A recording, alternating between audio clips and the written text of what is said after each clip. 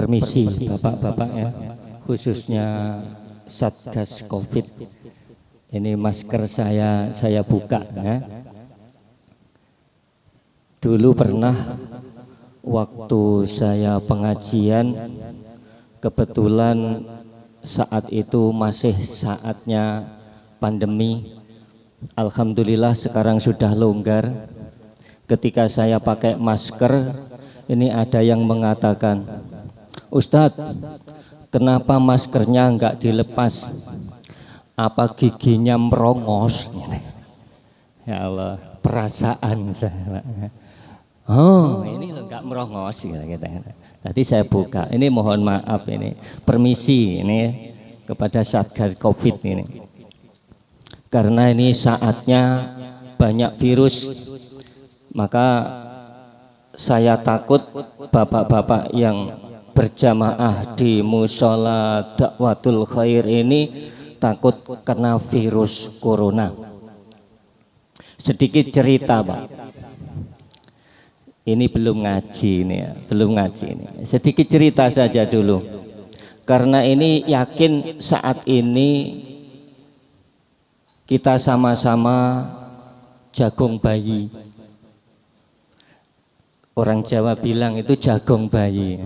Pak RT ini paham, apalagi ketua panitia nih paham. Wong Banyuwangi kula kenal. Jagung bayi. Wong Jawa ngarani iki jagung bayi Mas. Paham ya? Kada paham, kada apa-apa. Ben sing Jawa mawon sing sing ora paham ya wis ben. Salah sendiri enggak belajar bahasa Jawa. Jagung bayi yang dinamakan jagung bayi iki mestine lengkap, komplit. Kalau sudah saatnya ada bayi lahir, tetangga diundang, sama-sama kumpul, bukan hanya 1 jam 2 jam, setiap malam selama 1 minggu. Bayangkan apa yang disiapkan dalam rangka jagung bayi itu. Mestinya ada kopi, ada wadah, ada teh, airnya minum lengkap semuanya. Yang enggak ketinggalan sebagai budaya ada gaplenya. Pak, pak, paham biasa gaple. Banjar paham gitu. Yang namanya jagung bayi. Makanya tatkala kumpul ini takut bapak-bapak kena virus corona, takutnya. Sebenarnya kalau bilang-bilang corona itu saya itu dibilang takut ya enggak takut. Dibilang enggak takut ya takut. Tapi justru malah senang saya itu adanya corona. Adanya virus corona itu saya malah senang. Ketika itu saya pernah dibilangi saya punya kawan. Kawan saya dekat di sini saja, di Jalan Kebun Karet itu. Ini teman saya di pondok pesantren. Ya. Tatkala saya jadi ketua pengurus pesantren, dia saya jadikan sekretaris saya. Nah, setelah sama-sama keluar dari pondok pesantren, alhamdulillah sudah menjalani profesi masing-masing. Saya dan kawan saya kebetulan ikut ke sini nih kawan saya. Ini cuma beda sedikit saja. Kalau saya ini pengangguran, lah teman saya kebetulan usahawan gitu. Kalau saya biasanya seneng keluyuran, ngerti keluyuran? Wis gak ngerti ya wis. Kalau saya senengi keluyuran, kalau kawan saya itu jalan-jalan. Loh apa bedanya keluyuran sama jalan-jalan? Kalau keluyuran memang orang pengangguran, nggak punya kerjaan. Tapi yang jalan-jalan itu biasa orang sibuk, cari hiburan, bawa mobil, jalan-jalan. Itu bedanya. Karena pengangguran saya keluyuran. Lah teman saya bilang, Pak, dengan virus corona itu jangan takut. Justru sampeyan kudu seneng. Kudu senang. Loh kenapa? Loh virus corona itu bukan virus yang mematikan, tapi justru virus yang menyenangkan. Apa toh virus corona itu? Corona katanya ditahukan panjangan dari komunitas rondo-rondo mempesona. Insya Allah. Siapa nggak seneng sama corona? Lah kok sampean guyu apa ngerti rondo? Rondo itu janda. Nah, lah jelas toh kalau dibilang janda itu malah kenceng. Makanya jangan takut dengan corona. Masya Allah. Jagung bayi itu ya guyonan.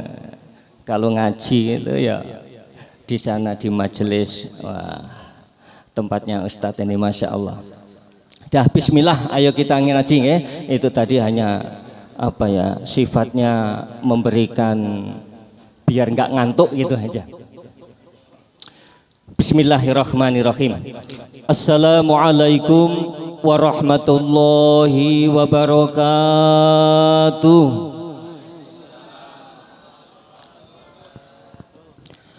Bismillahirrahmanirrahim. Alhamdulillahilladzi an'amana bi ni'matil imani wal islam. Asyhadu an la ilaha illallah wahdahu la syarikalah wa asyhadu anna sayyidana Muhammadan abduhu wa rasuluhul mab'utsu bi asyrafil adyan wa ala alihi wa ashabihi min ahlil fadli wal irfan.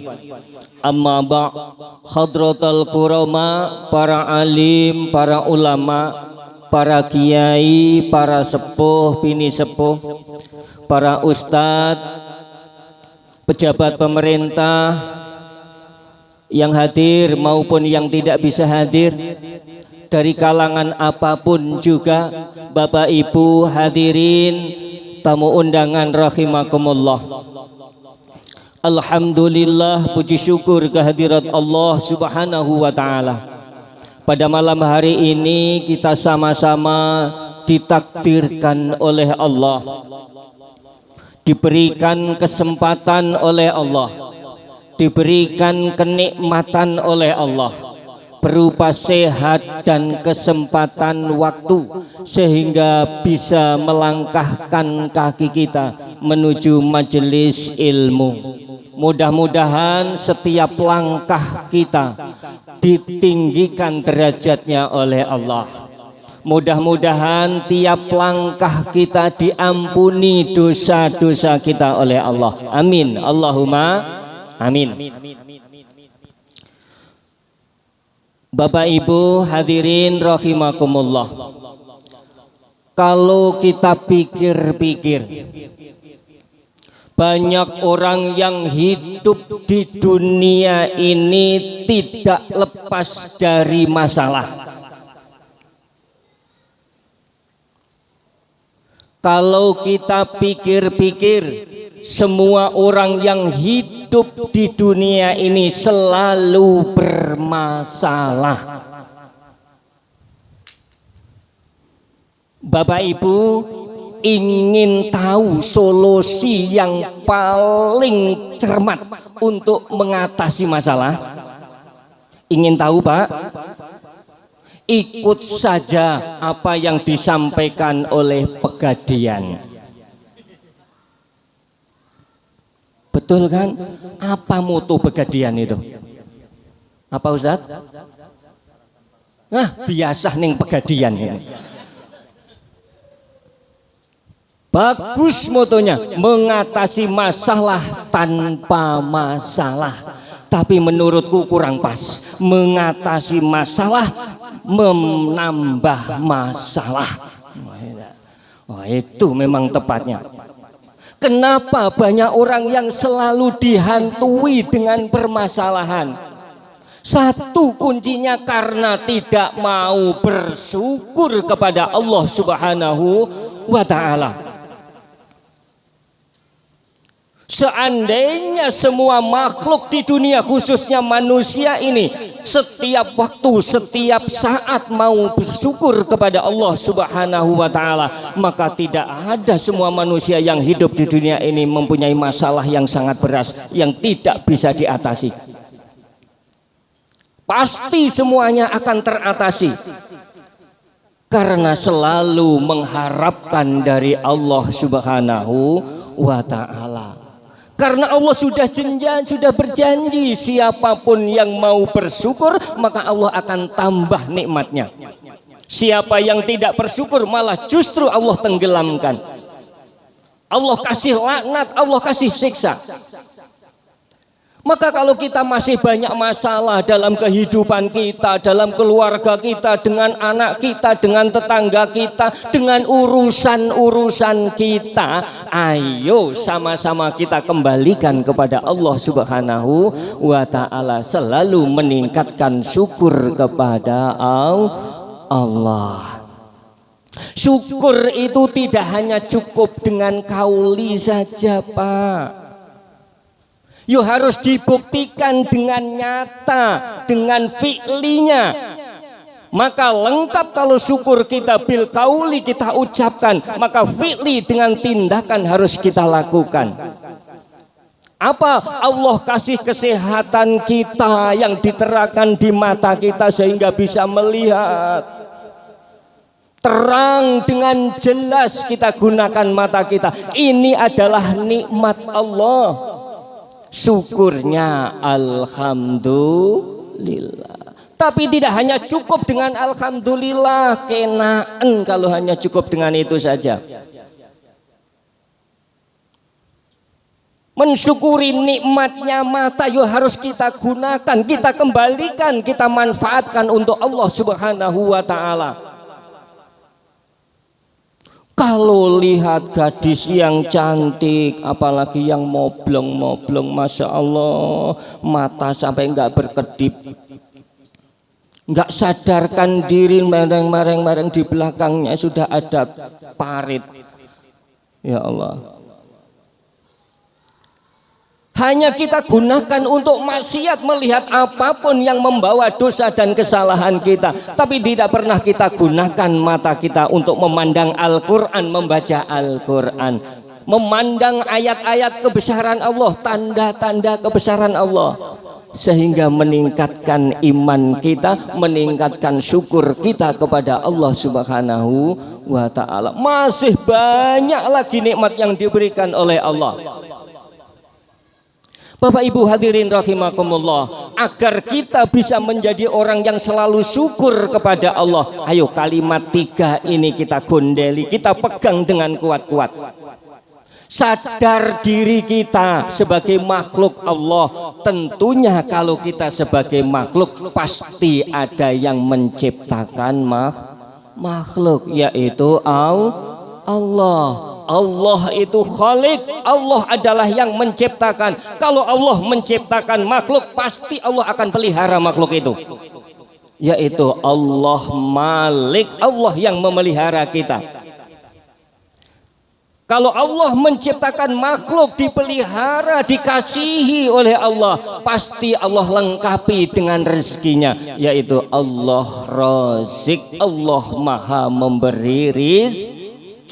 Apapun profesi kita, kalau kita selalu bersyukur dengan kauli dan fi'li, maka tidak bermasalah lagi dengan kehidupan kita. Mudah-mudahan jamaah mushola dakwatul khair selalu menerapkan syukur bil kauli dan bil fi'li. Amin, Allahumma amin.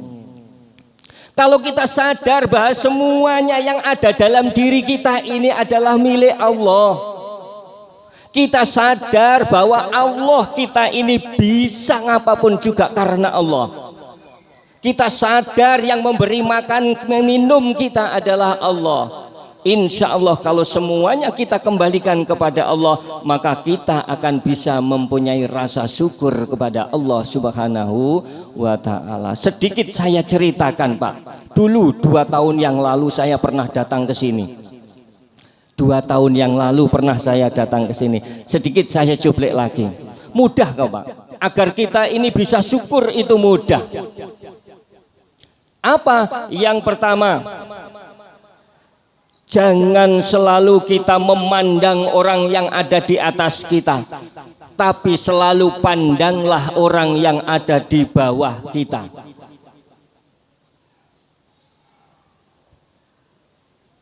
Kalau kita lagi bokeh, ya jangan memandang orang-orang yang biasa jalan pakai mobil. Cukup disyukuri seandainya kita masih punya sepeda ontel. Alhamdulillah, kok yo masih sampai ke masjid walaupun ontel. Aku nggak akan pergi ke masjid kalau belum punya sepeda motor. Loh, ya nggak jadi-jadi ke masjid nantinya. Maka pandanglah orang yang ada di bawah kita. Insya Allah kita akan bisa syukur kepada Allah. Yang kedua, jangan lihat apa yang diberikan, tapi lihatlah siapa yang memberikan. Nah ini yang asik kita perhatikan. Biasakan kita melihat siapa yang memberikan, tapi jangan terbiasa melihat apa yang diberikan. Kalau kita terbiasa melihat apa yang dikasihkan, maka tidak akan ada rasa syukur dalam diri kita. Sudah dikasih sepeda ontel, masih ingin lagi sepeda motor. Ada tetangga bisa beli kulkas, atine panas. Ada tetangga bisa beli televisi baru, atine dengki, terus begitu nggak ada terimanya. Tapi nggak pikir kita bisa punya sepeda ontel ini datangnya dari mana. Kalau kita menganggap ini adalah rezeki kita hanya bisa untuk beli sepeda ontel, maka tentu kita akan bisa bersyukur kepada Allah. Maka pandanglah siapa yang memberi itu. Ada kisah cerita sedikit Pak. Suatu ketika ada seorang pemuda. Ketika itu jalan naik mobil, padahal mobil sekarang itu nggak ada yang nggak AC, kecuali mobil-mobil yang berhenti yang mogok. Semuanya pakai AC. Lah mobil sudah lengkap, AC-nya full. Setiap kali anak muda saya perhatikan itu ambil tisu, dilap lagi tisunya, ambil sapu tangan, dielapkan mukanya, terus begitu saja. Berkali-kali dicium-cium. Berkali-kali dicium-cium. Krono hati ingin tahu, saya tanya, Mas, kenapa sih sapu tangan kok mulai tadi kok dipegang, diusapkan muka, dicium-cium, apa istimewanya sapu tangan? Pak, kalau sapu tangannya saja nggak ada harganya, 10.000 dapat 3. Loh kenapa kok sampai istimewanya sapu tangan itu nggak pernah masuk kantong? Tahukah Pak? Yo ingin tahu kenapa? Sapu tangan ini adalah hadiah dari pacar saya. Nah ternyata rahasia nih, sapu tangan ini dikasih pacarnya. Makanya seringkali diambil, diusapkan muka, dicium-cium, mengingat bahwa yang mengasih ini adalah istimewa. Bukan karena sapu tangannya yang 10.000 dapat 3, tapi yang ngasih ini adalah istimewa, pacar. Lah apapun yang sudah kita miliki sekarang ini, apalagi yang sudah punya mobil, sudah punya sepeda motor, sampai yang tidak punya sepeda sama sekalipun, kalau sadar semuanya apa yang telah kita dapatkan sekarang ini adalah yang memberi adalah Allah Subhanahu wa Ta'ala, apapun itu pasti kita akan bisa bersyukur. Itu kuncinya. Jangan melihat apa yang diberikan, tapi siapa yang memberikan. Kalau sadar bahwa semuanya ini dari Allah, maka tetap kita akan bisa bersyukur kepada Allah Subhanahu wa Ta'ala. Mudah-mudahan semuanya kita bersyukur. Amin, Allahumma amin. Bapak Ibu jamaah rahimakumullah, kadangkala yang paling penting kenapa kita semua ini kok tidak bisa lepas dari permasalahan yang ada. Kuncinya kembalikan satu, sama-sama kita ayo mendekatkan diri kepada Allah Subhanahu wa ta'ala. Apapun permasalahan kita aturkan kepada Allah Subhanahu wa ta'ala. Apapun yang kita butuhkan, kita sampaikan kepada Allah Subhanahu wa ta'ala. Itu adalah sudah tanda bukti umat Nabi Muhammad sallallahu alaihi wasallam. Semuanya itu ada tanda-tandanya kok. Dikatakan orang itu ahli ibadah, tanda-tandanya kalau sudah setiap hari pulang pergi ke masjid. Entah nggak tahu, kalau ke masjid tidur saja nggak tahu. Yang penting pokok setiap hari datang pergi ke masjid. Ya orang nyangka, wah pateng jamaah. Semuanya ada tanda-tandanya. Allah kasih keistimewaan, semuanya dikasih tanda. Kebesaran-kebesaran Allah yang dimunculkan di dunia ini juga ada tanda-tandanya. Sampai Allah ciptakan makhluknya ini semuanya pasti ada tanda-tandanya.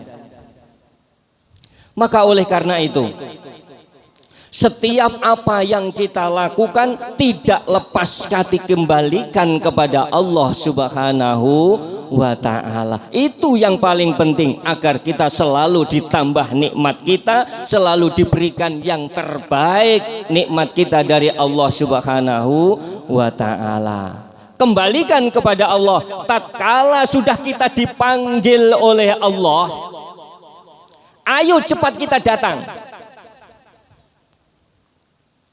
Saya ulang lagi, tatkala Allah sudah panggil kita, ayo cepat kita datang. Bisa Pak? Saya ulang sekali lagi, tatkala Allah sudah panggil kita, ayo cepat kita datang. Lah yang rezeki yang ngasih Allah, makan yang ngasih Allah, Allah ngundang kita.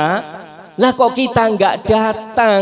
Mestinya yo kita datang, terus kebutuhan kita aturkan, kita sampaikan kepada Allah Subhanahu wa ta'ala. Allah, aku butuh mobil. Blak, mobil moro teko. Ya Allah, aku butuh motor. Blak, moro teko motor. Itu mobilnya datang. Insyaallah. Ayo kita datang kepada orang yang terhormat saja. Tatkala kita diundang oleh Pak Jokowi, ya kan Mas? Tatkala kita diundang oleh Pak Jokowi, sebelum kita matur saja, yang penting kita bisa datang kepada Pak Jokowi. Pulang sudah dikasih beda hotel. Apalagi kita geruduk-geruduk datang ke tempat Pak RT. Wah, pulang semuanya akan dikasih sembako, Pak. Betul itu. Pokoknya Pak RT-nya belum mengusahakan. Lu ada jatah dari desa. Kalau Pak RT nggak mau datang ke desa, yo nggak ngerti ada jatahnya warganya. Kalau diam-diam datang ke desa terus kemudian dipangan sendiri, ya nggak tahu. Ngapunten lho Pak RT, bolo mboten napa-napa. Ya Allah, ayo datang kepada Allah tatkala Allah panggil kita. Allahu Akbar, Allahu Akbar. Ayo datang geruduk ke musola, sholat berjamaah. Itu baru kita aturkan kebutuhan kita, permasalahan kita kepada Allah Subhanahu wa ta'ala. Apalagi yang jomblo-jomblo seperti ini.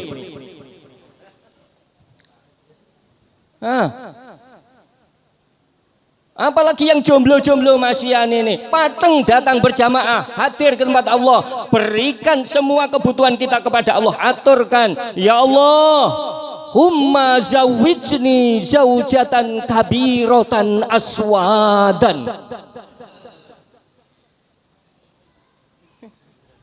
Allah, sing guri gak ngerti ya wis ben. Ahli pondokan ngerti kabeh. Ya Allah, berikanlah aku jodoh seorang wanita yang besar dan sangat hitam. Loh kan mantep tuh mintanya. Siapa yang nggak seneng? Ya Allah, aturkan semuanya. Jangan khawatir mas, yang jomblo-jomblo mas ya ini, yang masih jomblo-jomblo. Jangan khawatir. Allah itu menciptakan makhluk hidup itu berjodoh-jodoh. Entah? Ada langit, ada bumi, nah, ada panas, ada dingin, ada api, ada air. Ya dah, berjodoh-jodoh. Ada laki-laki, ada perempuan, jodoh, semuanya berjodoh-jodoh. Semua ciptaan Allah, makhluk hidup itu diciptakan selalu berjodoh-jodoh. Kalau sampeyan sekarang yang masih jomblo kok belum menemukan jodoh, saya khawatir jangan-jangan sampeyan bukan makhluk hidup.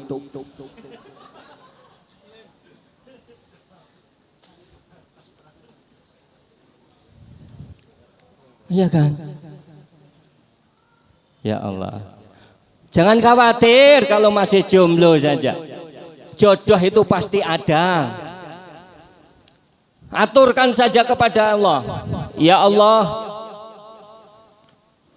kalau memang dia jodohku, walaupun tidak ketemu di pelaminan, ya Allah, mudah-mudahan pertemukan jodohku di pemakaman. Itu aja.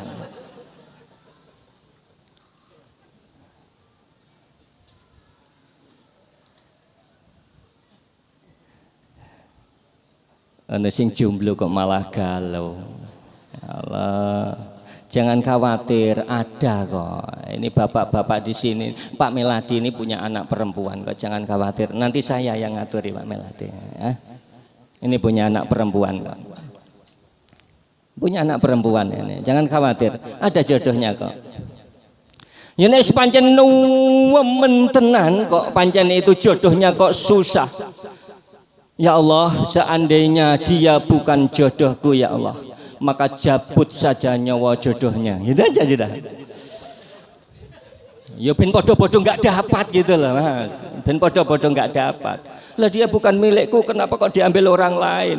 Ya doakan saja ya Allah, kalau mengan dia bukan jodohku maka cabut saja nyawa jodohnya. Itu aja. Ya Allah, kejam loh. Ya Allah.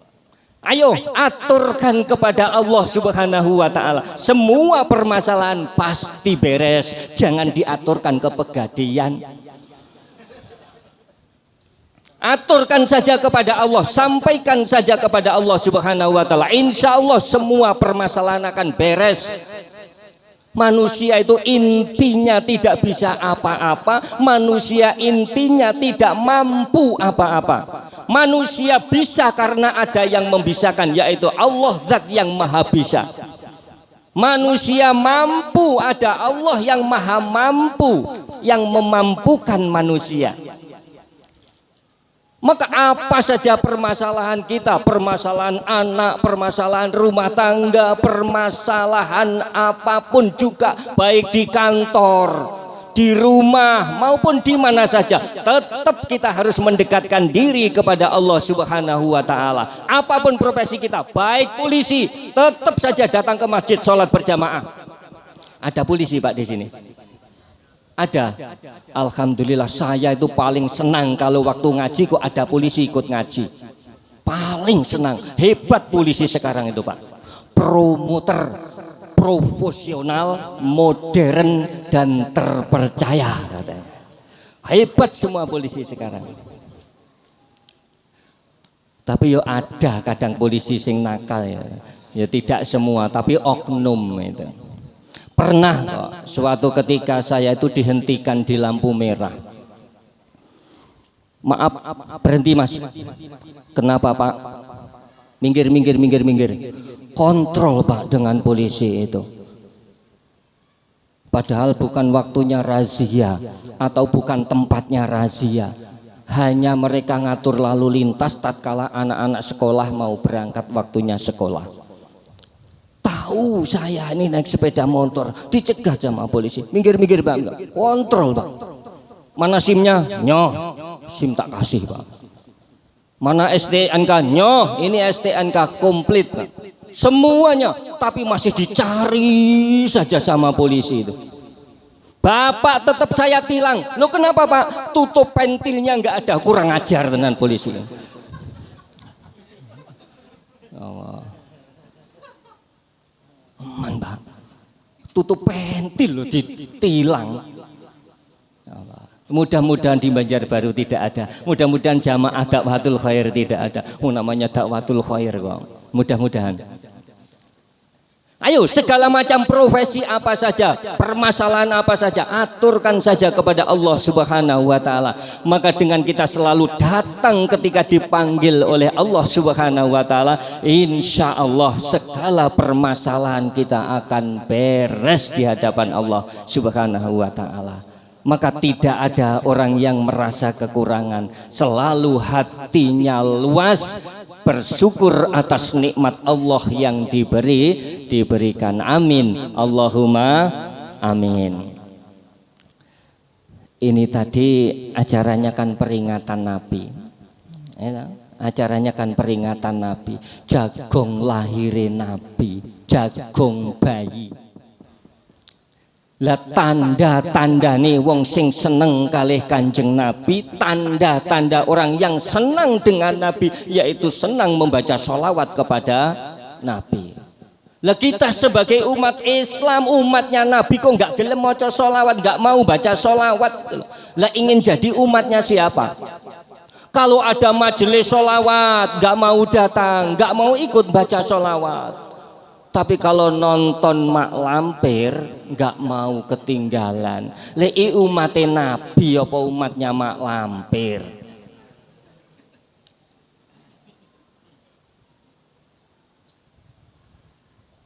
Ayo sama-sama kita tingkatkan sholawat kita kepada Nabi. Allah saja membaca sholawat kepada Nabi. Makhluk Allah yang mulia, malaikat juga membaca sholawat kepada Nabi. Lah makhluk yang paling jelek, yang paling banyak dosa, lah kok nggak mau baca sholawat, malah anti bid'ah sholawat, gundulmu. Lah baca sholawat kok bid'ah gila. Allah saja baca sholawat kok kepada Nabi, malaikat saja baca sholawat kok. Lah kita malah nggak mau baca sholawat, malah justru haramkan sholawat, malah justru bid'ahkan sholawat. Lo yang senang sholawat al berjanji, ayo kita baca sholawat al berjanji, nggak apa-apa.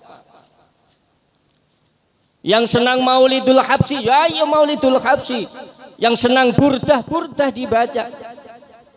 Wes nggak usah peduli itu bid'ah. Yang membid'ahkan ini kurang penggawean gitu aja.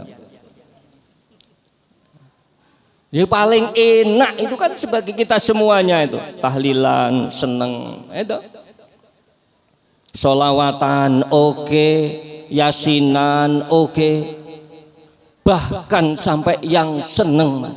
Setiap ada acara sholawat itu nggak lepas dari makan-makan. Ya, sudah dikasih makan belum? Kalau nggak dikasih makan, geruduk saja panitianya nanti. Saya sanggup paling depan. Acara sholawatan kok nggak dikasih makan. Jajan di sini ya loro loh, jan nemen neram panitia. Ya Allah. Kere tenan. Makan apalagi yang seneng hati, seneng tahlilan, masya Allah. Sholawatan makan, tahlilan makan, apalagi ada orang meninggal, Masya Allah, hari ke-1 makan, hari kedua makan, hari ketiga makan, keempat makan, sampai hari ke-7 makan, hari 25 makan lagi, hari ke-40 makan lagi, Masya Allah, sampai rupanya kayak besek nih, seneng ya Ramdala. Dimudahkan semacam itu kok nggak seneng loh. Tidak.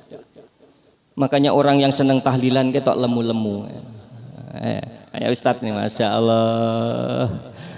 Kemana-mana baca maulid habsi pasti sudah. Ya paling nggak teh walaupun nggak kebek cengkiri nggak apa-apa. Masya Allah. Ayo kita tingkatkan sholawat kita kepada Nabi Muhammad Sallallahu Alaihi Wasallam sebagai tanda bukti kita sebagai umat Nabi. Semuanya itu ada tandanya. Kalau kita ngaku umat Nabi tapi nggak pernah sesuai apa yang dikriteriakan umat Nabi, ya jangan ngaku-ngaku. Loh, sekarang itu banyak loh Pak, orang-orang yang nggak seneng dengan kanjeng Nabi malah justru ngaku umatnya Nabi.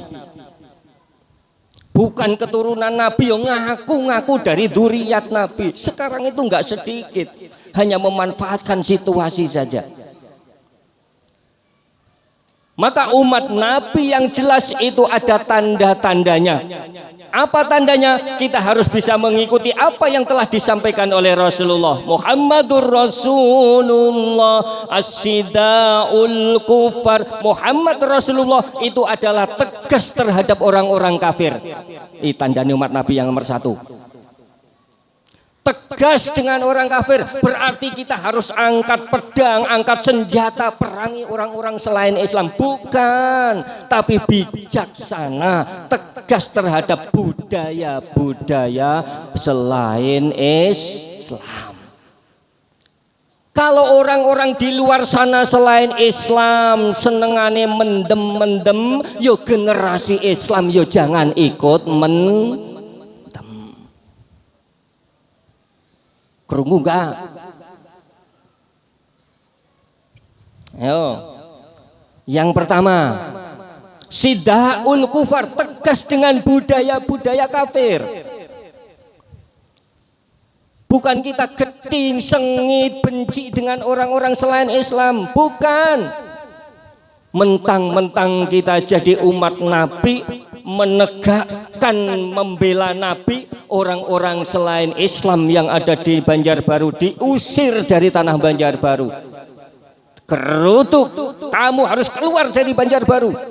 Ini adalah daerah Islam. Apalagi di Martapura, ini adalah daerah Islam. Selain Islam nggak boleh hidup di Martapura, nggak boleh hidup di Banjarbaru, harus out dari Banjarbaru. Lha apa dikira Banjarbaru ini tanah mbahmu apa piye? Bukan begitu. Walaupun kita banyak anggota, saya jangan demo-demo ngusir orang selain Islam dari tanah kelahirannya. Sama-sama urip di negeri Indonesia berdasarkan Pancasila dan Undang-Undang Dasar 45. Itu bukan sifat Nabi. Harus sidaul kufar, berarti bukan kita mengusir orang-orang selain Islam, bukan. Yang jelas kalau kita sebagai umat Islam mau bela Nabi, yo jangan gerutuk-gerutuk mengusir orang selain Islam. Justru datang ke musola dakwatul khair, sama-sama baca sholawat burda. Yaitu namanya bela Nabi. Kita baca sholawat. Bela ulama, yo jangan demo. Ulama enggak diangkat jadi ketua P3, gerakkan teman-temannya geruduk demo, yaitu namanya enggak bela ulama. Kalau ingin bela ulama ya tahlilan aja bela ulama, manakipan bela ulama, istighosahan bela ulama, yaitu yang pas. Sidaul kufar dengan budaya-budaya ini. Untuk ibu-ibu ini, ada ibu-ibunya. Nduwelek lho, mau ibu-ibu mbok ditaruh sampinge kono gini ya lho. Jadi ben podo ketok panitiane. Ayo sidaul kufar, ibu-ibu tegas dengan budaya-budaya asing, budaya selain Islam. Kalau orang selain Islam seneng pakai rok pendek, yo umat Islam jangan ikut-ikut pakai rok pendek. Masya Allah. Lah orangnya tingginya ada 1,70 meter, mestinya kan tinggi. Lah kok pakai rok mini ukurannya cuma 20 cm. Ya Allah.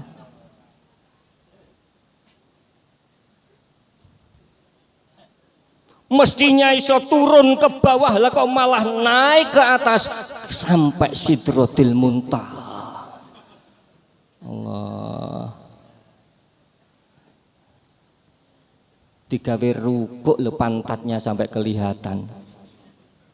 Ayo jangan ikutan yang demikian. Kita tetap menggunakan budaya Islam, kita gunakan syariat Islam, biar semuanya kita sama-sama menegakkan ajaran Islam. Ini yang pertama. Sidaul kufar ruhama ubainahum. Yang kedua, saling sayang menyayangi terhadap sesama. Bapak terhadap anak harus sayang. Bapak terhadap istrinya harus sayang. Suami terhadap istrinya juga harus sayang.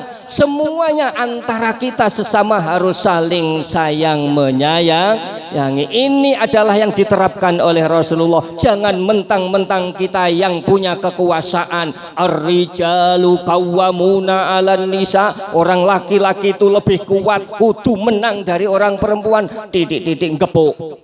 Oh bahaya nih Pak, sekarang ini nggak boleh kayak gitu.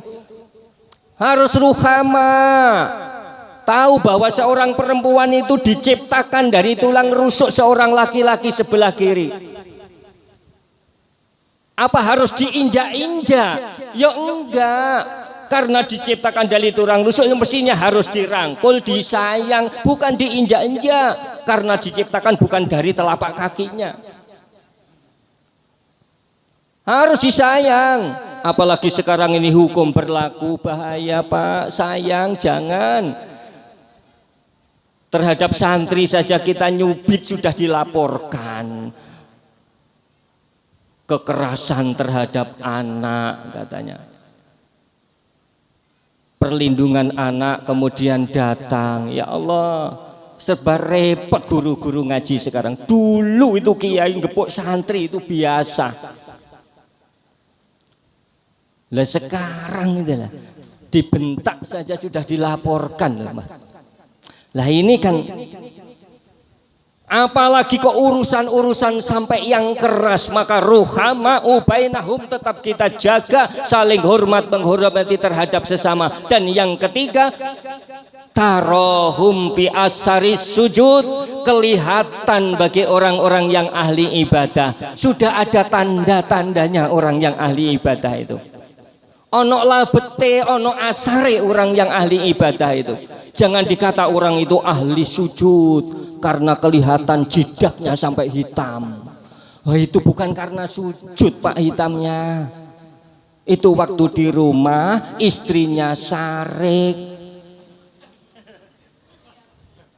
kelahi, suami didorong jidaknya nubruk tembok sehingga sampai hitam. Bukan karena asar sujud. Jangan dikira wong sing bathuke wireng ki ahli sujud. Bukan. Yus pakai yang setiap hari ada panggilan adzan datang ke masjid ikut jamaah. Yo itu yang dikatakan tarohum fi asari sujud. Ayo Bapak Ibu jamaah rahimakumullah. Maka hal yang paling penting yang terakhir kami sampaikan dalam kitab Durratun Nasikin, dikutip dari kitab Zubdatul Wa'idin, ada sebuah hadis yang diriwayatkan oleh Abdurrahman bin Auf. Takbiratul ulama al imam al mu'minun khairun. Takbiratul ula seorang mukmin bersama imam itu lebih baik semuanya. Itu lebih baik semuanya. Lebih baik dari apa? Yang pertama, khairum min alfi hajjatin wa umrotin. Setiap orang yang selalu tidak tertinggal takbiratul ula bersama imam, yang pertama kebaikan yang kita dapatkan, khairum min alfi hajjatin wa umrotin, lebih baik dari 1000 haji dan 1000 umroh. Nggak usah repot-repot kalau ingin pahala haji dan umroh, datang saja ke masjid. Ini keistimewaan Allah yang diberikan oleh Rasulullah untuk umatnya. Bagi orang-orang yang tidak mampu bisa pergi haji dan umroh, diberikan kesempatan bisa mendapatkan pahalanya haji dan umroh, cuma datang ke masjid, sholat berjamaah. Syaratnya tidak tertinggal takbiratul ula. Di mana tuh takbiratul ula itu? Pokok ketika imam belum membaca Fatihah. Satu, ada yang pandangan demikian. Yang kedua, pokoknya imam belum selesai membaca Fatihah. Pilih mana? Imam sebelum baca Fatihah atau imam belum selesai membaca Fatihah? Kedua-duanya boleh, yang penting kita bisa datang ke masjid untuk ikut sholat berjamaah. Dengan tidak tertinggal takbiratul ula, maka siapapun orangnya akan mendapatkan pahala kebaikan sebagaimana 1000 haji dan umroh yang mabrur, diterima oleh Allah Subhanahu wa taala. Satu haji saja kalau niatnya salah nggak akan diterima oleh Allah. Tapi cukup sholat berjamaah tidak tertinggal takbiratul ula, kita sudah mendapatkan pahala haji dan umroh. Bapak Ibu, sebenarnya saya tadi nggak terima loh Pak. Saya disebut Kiai Haji, Masya Allah, kayak gambare sopong ganteng eram kayak ngene iki, Masya Allah. Masya Allah. Lah kok Kiai Haji? Saya belum haji, bukan Kiai.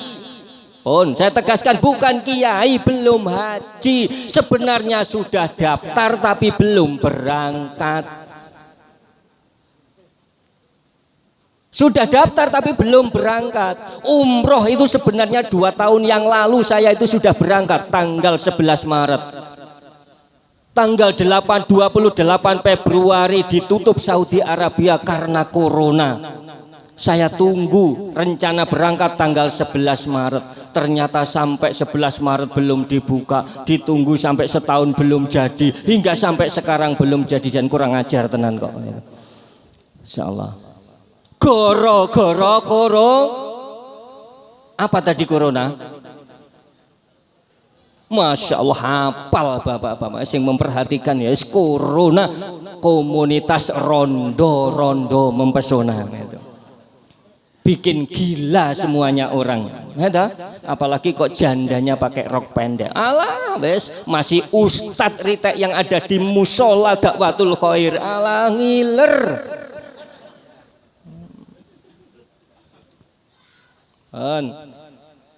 Nggak ada sudah kalau sudah semacam itu. Ayo, khairum min alfi hajatin wa umrotin, lebih baik dari 1000 haji dan umroh. Yang kedua, kebaikan yang akan diperoleh bagi orang yang selalu sholat berjamaah, tidak tertinggal takbiratul ula. Walahu minal ajri kaman tasaddaq biwajli jabalin uhudin min dahabin. Dia akan mendapatkan pahala sebagaimana pahala mereka yang bersedekah, yang disedekahkan emas seberat gunung Uhud. Insyaallah. Bapak Ibu, kalau ada kotaan masjid jalan,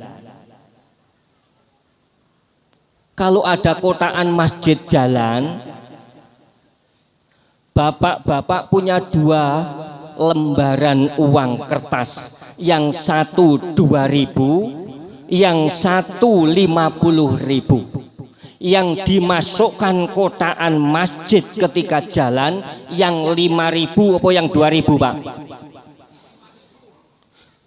Yang 50.000 apa yang 2.000? Wah, pantes biasa niku pun. Nemen tenan wong jamaah dakwatul khair ini. Ayo, ya wis itu sudah umumnya. Lah apalagi kita ingin mendapatkan pahalanya orang yang bersedekah, yang disedekahkan emas gitu loh. Mana bisa kita bersedekah emas seberat gunung Uhud, tapi itu semua akan dikasihkan oleh Allah Subhanahu wa taala ketika kita mau sholat berjamaah, tidak tertinggal takbiratul ula walahu ajru kaman tasaddaq bi wajli jabalin uhudin min dahabin. Dia akan mendapatkan pahala sebagaimana pahala mereka yang bersedekah seberat gunung Uhud, yang disedekahkan adalah emas. Ayo geruduk-geruduk sholat berjamaah kurang piye toh, di sini sudah ada musolanya. Siapa nggih sholat berjamaah? Pak Irfan, ustadznya nih di musola dakwatul. Mulai besok musola ini harus sediakan buku absen, Pak ya. Nah, mulai besok sediakan buku absen. Bapak-bapak yang hadir ini saman absen nanti ya. Apakah besok pagi sholat subuh datang berjamaah apa enggak? Nah, Masya Allah. Berat Pak, berat nih. Tapi ayo sama-sama dengan berjamaah, insya Allah semuanya itu akan beres semuanya. Semuanya akan beres dengan berjamaah. Yang ketiga, siapapun orangnya yang mau berjamaah, wa yaktubu lahu bi kulli raqatin ibadatu sanatin. Setiap rakaatnya bagi orang yang sholat berjamaah tidak tertinggal takbiratul ula, ditulis baginya kebaikan setiap rakaat 1 tahun, dicatat sebagai amal ibadah. Apalagi sholatnya sholat isya 4 rakaat sekali waktu sholat isya sudah mendapatkan pahala ibadah 4 tahun. Kalau sehari semalam kita sudah laksana ibadah selama 17 tahun. Kalau 1 bulan kita sudah ibadah selama, alas goblok kabeh wis padha ae. Aku dhewe yo gak ngerti, bingung nek ape ngepingni ngatine. Dah, ayo yang penting kita berangkat sholat berjamaah. Apapun kesibukan kita, kalau sudah waktunya diundang oleh Allah, kita datang memenuhi panggilan Allah Subhanahu wa ta'ala. Yang keempat, walahu baro'atani, baro'atum minan nifaq wa baro'atum minan nar. Dia akan dibebaskan dari sifat munafik dan dibebaskan dari api neraka. Bahkan hadis lain menyebutkan barang siapa yang sholat berjamaah selama 40 hari tidak tertinggal takbiratul ula, maka dia akan diberikan 2 kebebasan, bebas dari sifat munafik dan bebas dari siksaan api neraka. Sungguh ringan untuk kita jalankan. Yang kelima, walahu yakhruju minad dunya hatta yara makanahu fil jannah. Dia tidak akan dimatikan oleh Allah Subhanahu wa taala sebelum dia tahu tempatnya di dalam surga. Kurang gimana? Ya Allah. Sahabat Bilal, orangnya masih hidup di dunia, sandalnya sudah jalan-jalan di surga. Sayyidina Umar bin Khattab masih ngurus sebagai khalifah, sudah dibangunkan istana di surganya Allah Subhanahu wa taala. Lah kita lagi duduk di sini, lagi dihitung dosa kita.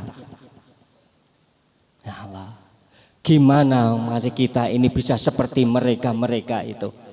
Hanya 1 jalan, datang ke masjid, sholat berjamaah. Insya Allah mati kita sebelum kita tahu tempat kita di dalam surga, Allah tidak akan matikan kita. Amin, Allahumma amin. Maka dengan hadis ini banyak orang yang takut mati. Alasannya apa? Saya belum tahu surganya, Pak.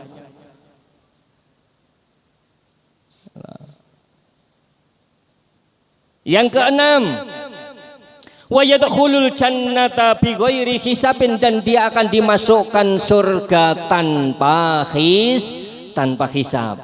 Sungguh luar biasa. Bukan kita yang mengharapkan surga, tapi surga yang selalu mengharapkan kita. Bapak Ibu ingin diharapkan surga apa pilih yang mengharapkan surga? Ya jelas pilih yang diharapkan surga toh Pak. Kalau kita mengharapkan surga belum tentu surga mau kita harapkan. Tapi kalau kita yang diharapkan oleh surga, jelas pasti dan pasti kita akan datang ke dalam surga. Maka dalam hadis lain itu dijelaskan, sebelum mereka ahli surga ini datang, maka pintu surga sudah terbuka terlebih dahulu. Salamun, salamun, tibatum, selamat, selamat dan berbahagialah. Masya Allah, luar biasa orang-orang yang selalu melakukan sholat berjamaah tanpa tertinggal takbiratul ula. Semuanya akan lengkap, hidupnya akan bahagia, matinya akan bahagia, di akhirat juga akan bahagia. Maka konsep tiga ini harus kita pegang. Apa konsep itu? Hidup, mati, hidup. Hanya itu saja. Hidup, mati, hidup. Apalkan Pak, hidup, mati, hidup. Ayo sama-sama, hidup, lagi, hidup, mati, buanter sing ning jero ibu-ibu. Hidup, mati, hidup. Katanya mari hidup terus mati. Mari mati kok hidup lagi gitu.